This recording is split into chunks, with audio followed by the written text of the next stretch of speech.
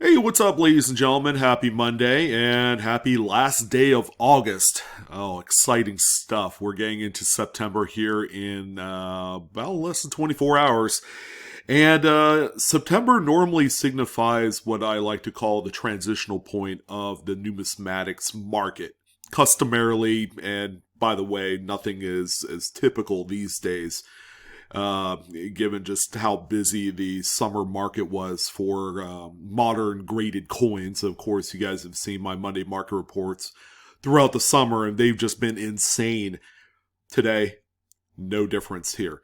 But normally, we usually see a drop off in the amount of sales and amount of activity, and overall the prices are a little bit less during the summertime days than what we normally see from after Labor Day. People getting back into the hobby, the big time collectors, the deep pockets guys that like to invest in coins.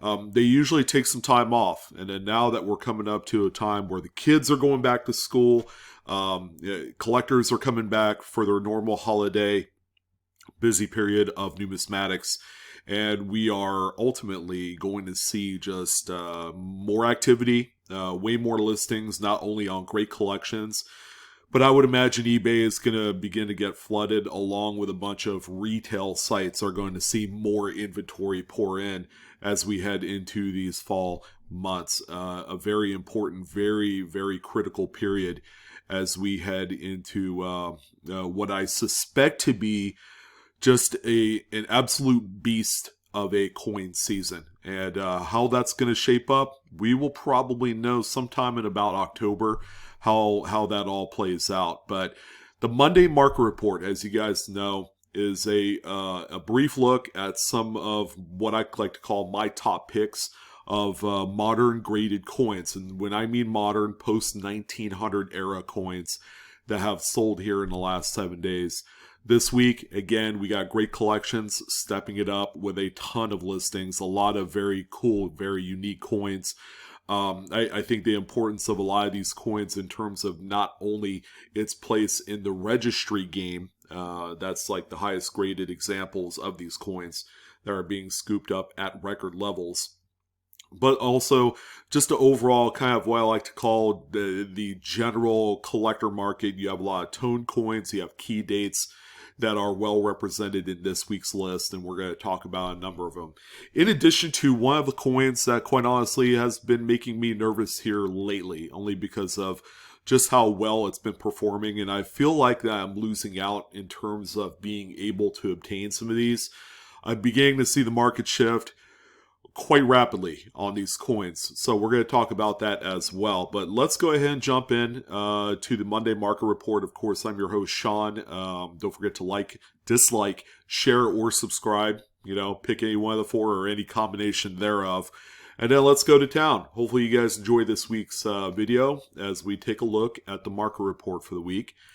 And the first coin, of course, is going to be one of my favorite varieties that I have never personally found. If it wasn't for the 69S FS101 doubled die offers, this particular coin right here would be the top dog of the Lincoln Memorial Series for doubled dies. Now, this is a doubled die offers FS101.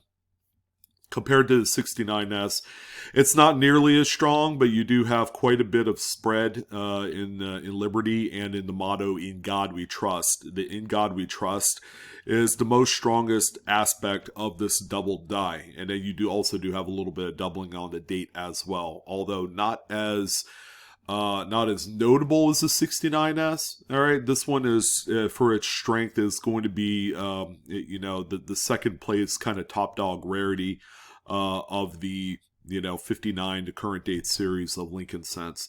What else can you say? I mean, it's a really nice, decent graded coin, PCGS Mid-State 64. However, it is a red-brown example, so it does have a little bit of brown oxidation onto the coin. Not sure if it was discovered out of a BU roll or in change. It really, really depends. These have been found all over the place, so you can't really pinpoint one specific area where you could find these with a lot more strength than you would the other. but just a beautiful coin. This one, ladies and gentlemen, sold for $3,768.75, which is the going set price for this coin in red brown. Full red examples, generally sell for about $1,000 to $1,500 more in a 64. Our big time subject coin is going to be a 1965 Lincoln Memorial cent. Now, as you are well aware of, there were no mint sets or proof sets produced during 65, 66, and 67. So it's a rather unusual trio of dates. And it's because of the fact that there were no mint sets or proof sets produced, there was only special mint sets, not the same thing, that it's really tough to find a true mint state coin of either one of these three dates.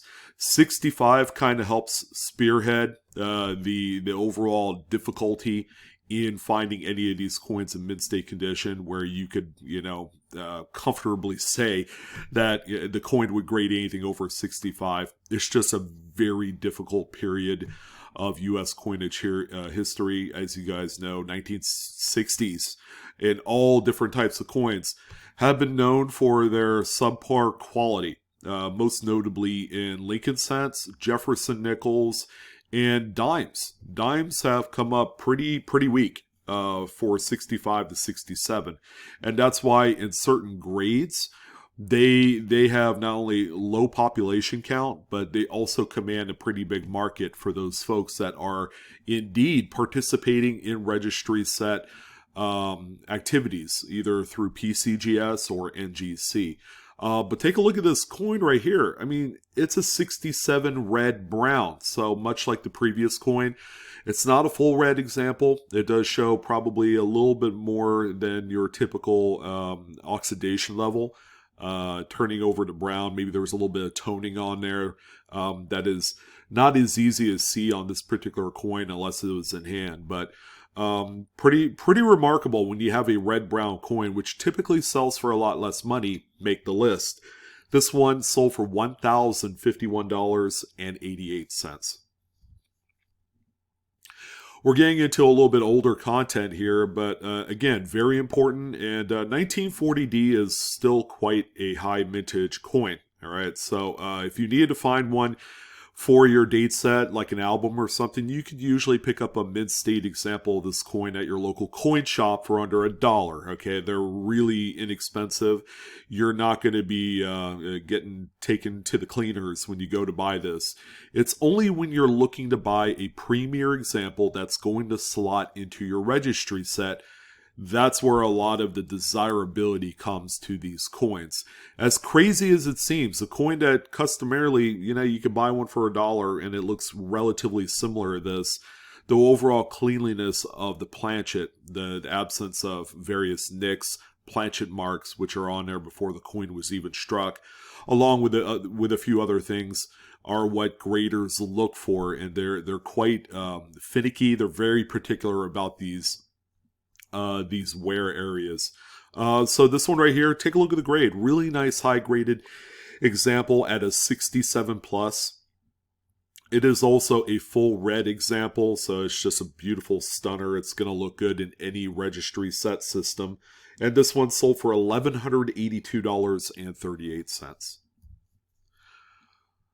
Now, this is probably the biggest coin that I've talked about this week in terms of overall value, but who would have thought a 38D would make the list and be one of those top dog coins?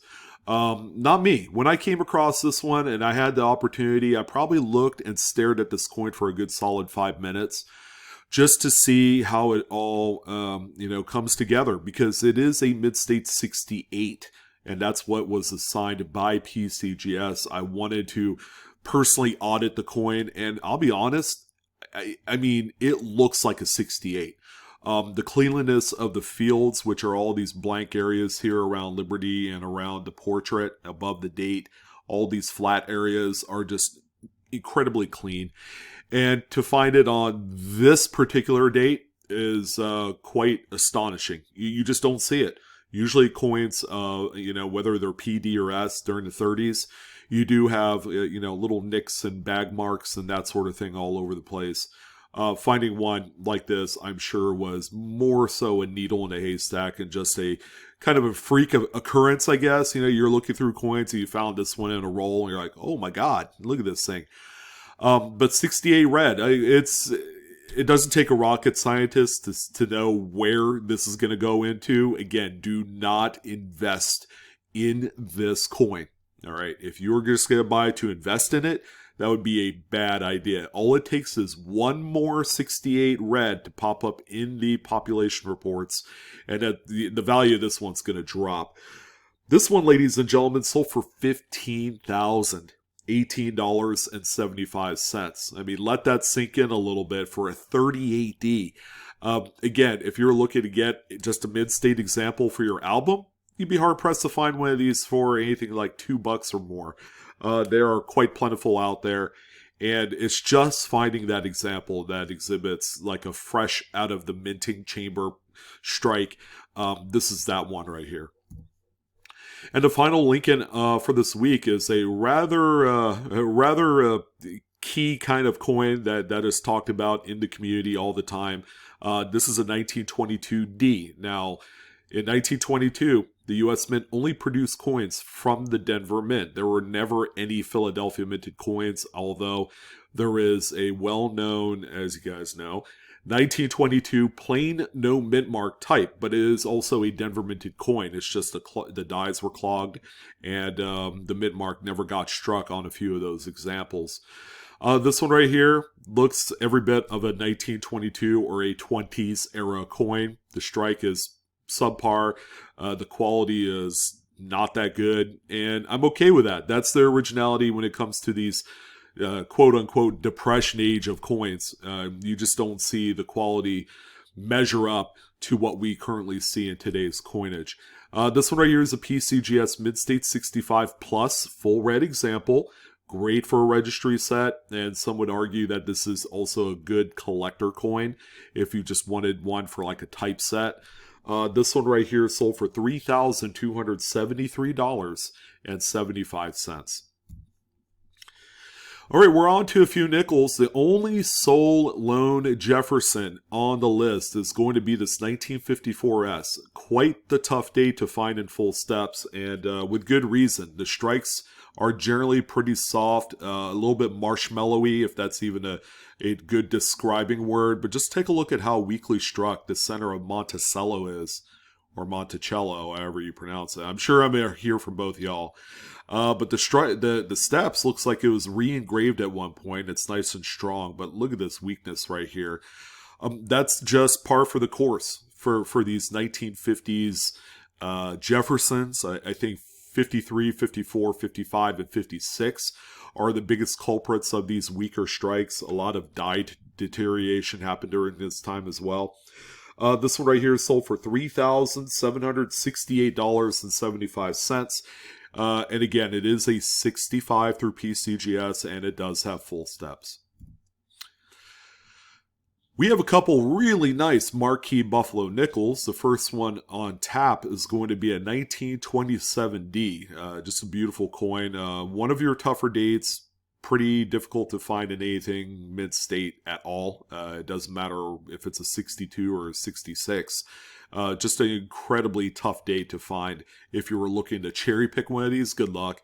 I wish you guys the best of luck, especially for a few of you that like to go to coin shops on a regular basis or do the show circuit. This would be a good one to look for. It's a PCGS Mid-State 65, just a general middle-of-the-road type of grade. And this one sold for $2,930.62.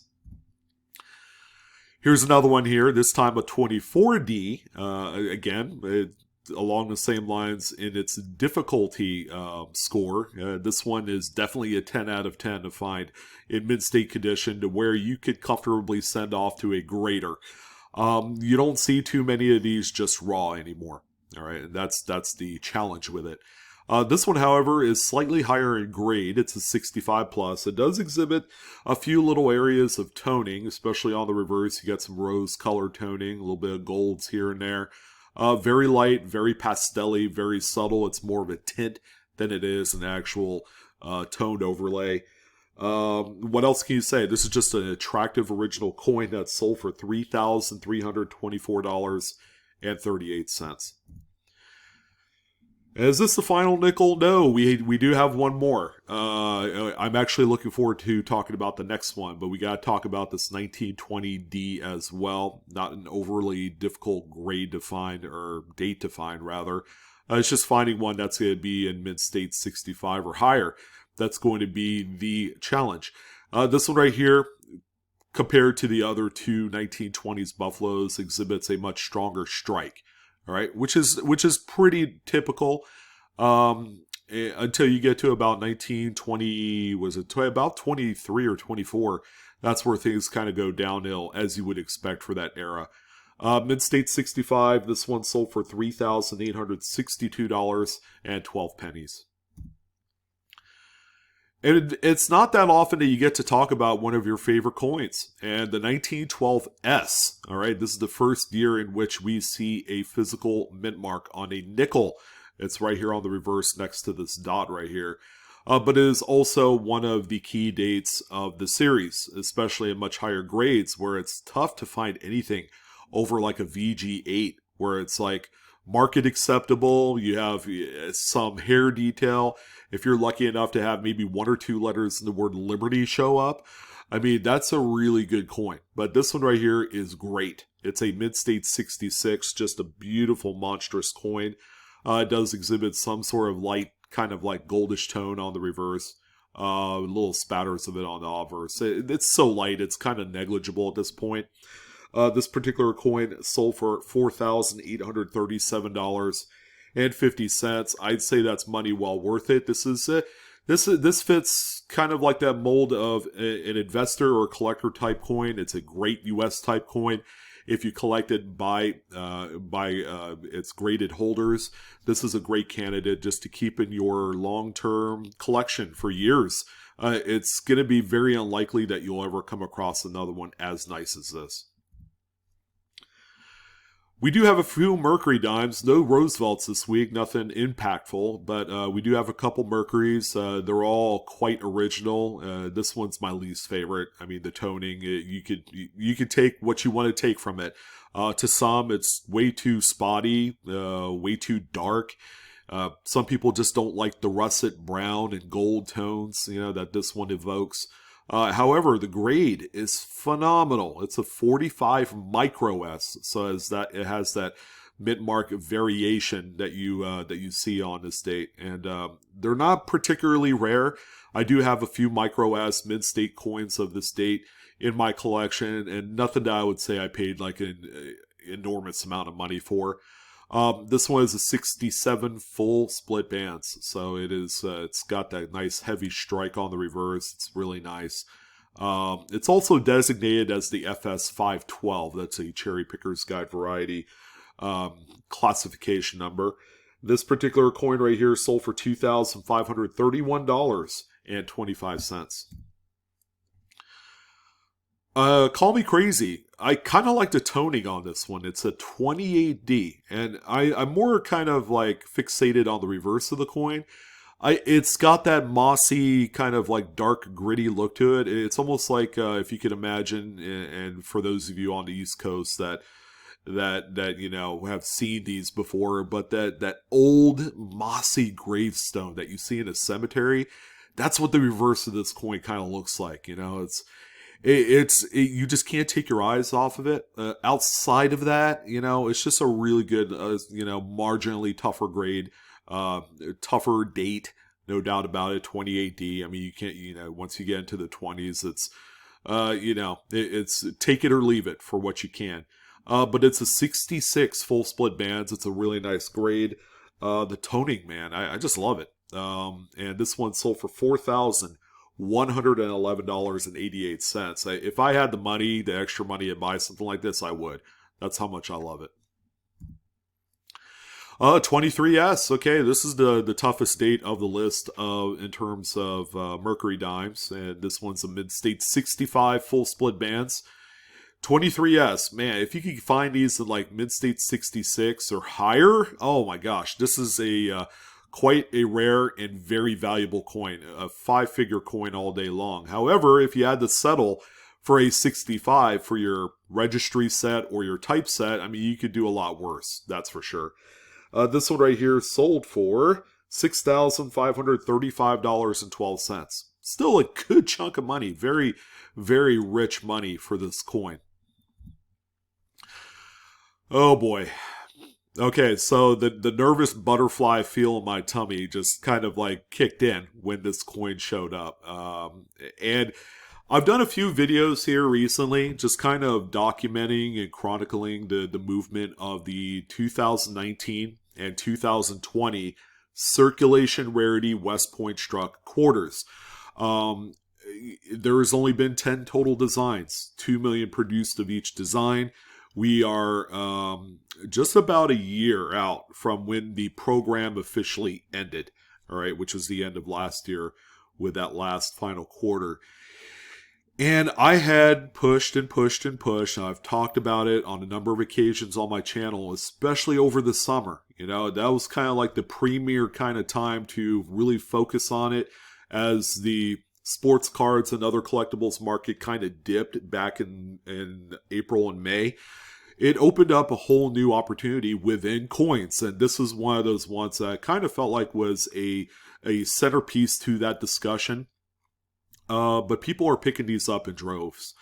If raw coins are continuously selling, especially bulk-wise, for like 10, 15 bucks a piece, that is a lot higher than what it used to sell for about 8 to 12 months ago. And then now we're beginning to see what I feel like is the next kind of ascending step in the overall growth of these coins. And we're beginning to see Mint State 67 examples. I always thought Mint State 67 was kind of that line in the sand that you would draw, that if you were going to invest any money in any sort of grade of any of these coins from 2019 or 20, it would be Mint State 67. I haven't checked eBay to see if some of those American Memorial Park quarters were still available for like $150. I would imagine those things are going to be drying up if they haven't already. I'm going to actually check it out after this video. But yeah, this American Samoa, I think, overachieved what my initial expectations were. The 2020s, you guys know, has that V75 privy, so that's like extra special in there. Yeah, this one sold for $1,001.25, whereas the previous like documented sales of this particular grade within the last year have been falling in the $600 to $800 range. So the market is definitely moving. I feel like I've kind of missed the boat on being able to afford some of these lesser priced mid-state 67s. I'm going to try and pick up a few of the American Memorial Park ones here this week if I can still get them at $150 or less. Only because it's the grade. If you're going to invest in these, buy that grade. Don't buy 65s. Don't get 66s. You always want to shoot for what I consider to be the investment collectible grade of coins. And seeing as how these are all low mintage and they are quite popular, these are only going to get more expensive. All right. I think when that mid-state 69 NGC graded coin sold for $75K, and by the way, that's a legit sale, it was all over. It was all over. People are beginning to realize that this is a direction to go into, and a lot of people are taking advantage of it. I'm trying. I'm missing the boat heavily on it. So yeah, my success rate hasn't been too good picking these up. A few more other quarters. We have a 1962. Again, a much tougher day. Just look at the overall appearance of this coin and you'll understand. This one is an old holdered NGC Mid-State 67 example. Pretty nice. And it's also CAC sticker too. If I'm not mistaken, that's the first CAC stickered coin on the list this week. This one sold for $1,101.38, an obvious registry coin. And the same goes for this 52 as well, although that toning on the reverse is pretty good. I like it. You know, it's probably an album coin at one point. This is a PCGS Mid-State 67 plus, a top-tier grade CAC stickered. And this one sold for $1,410.75. We have two more coins. We got one more quarter, and then my $50 favorite of the week. How about 41D? Not necessarily a rare date. 41D is quite plentiful, actually, in mid-state grades if you needed it. This one, however, is a mid-state 67 plus. Again, it's just screaming all sorts of registry set plans here. CAC stickered as well. Love that obverse toning. It's unoffensive. I think that's a good word to put it. It's not something that's going to turn you away. I think the originality and kind of like the low color quality on this one, as far as just it's a light toning. And I think a lot of people are more fans of this type of toning than anything else I've shown you today. This one sold for $3,058.88. You guys ready for this last one? It's a beauty. Good old 1947 Walking Liberty $50. I had to throw this one in there because it's my mom's birth year. So, really cool coin. Very clean. It's the final date of the Walking Liberty $50 before it goes into the Franklins. This one is a Mid-State 67 CAC stickered. Keep in mind, some of these 1946 and 47, the final two dates of the Walkers, are quite pricey at this grade level. So if you guys are looking for an opportunity to pick up some raw examples of this coin in the hopes that you could, grab a 66 plus or a 67, I mean, this is a great kind of like 2-year set that you could focus on. But in any event, it's also CAC stickered, by the way. I wasn't sure if I said that. This one sold for $3,571.88. Incredibly strong money here. Great coin. And I'd say that's a good way to end it off for this week. That was the Monday market report for the week ending the last day of August 2021. I'm your host, Sean, with Blue Ridge Silverhound. I want to thank you, each and every single one of you, for all your views and support of my channel over the course of the last 12 years. It was sure a fun ride, and I may keep going for you till I can't keep going anymore. And hopefully that's not going to be anytime soon. Let's see if we can do a solid 20 years out of this Blue Ridge Silverhound channel for you guys. But as always, don't forget to like, share, subscribe, but also hit that dislike if you don't like me or the channel at all. There are a number of you that aren't shy about doing that. So yeah, please go ahead and do that. Would love to hear your thoughts. Did you have a favorite coin this week that I highlighted? Again, if you guys are looking to pick up some really nice coins, greatcollections.com is your place to go. I think they are one of the premier auction houses. They run a very tight ship. They're honest. They're very fun. They hook you up and they get your stuff shipped to you ASAP. They are very good. But that's going to go ahead and do it. Coinaholics, we are discovering together. And I will see you guys on the next video. You guys have a wonderful Monday. Don't work so hard. And I'll see you.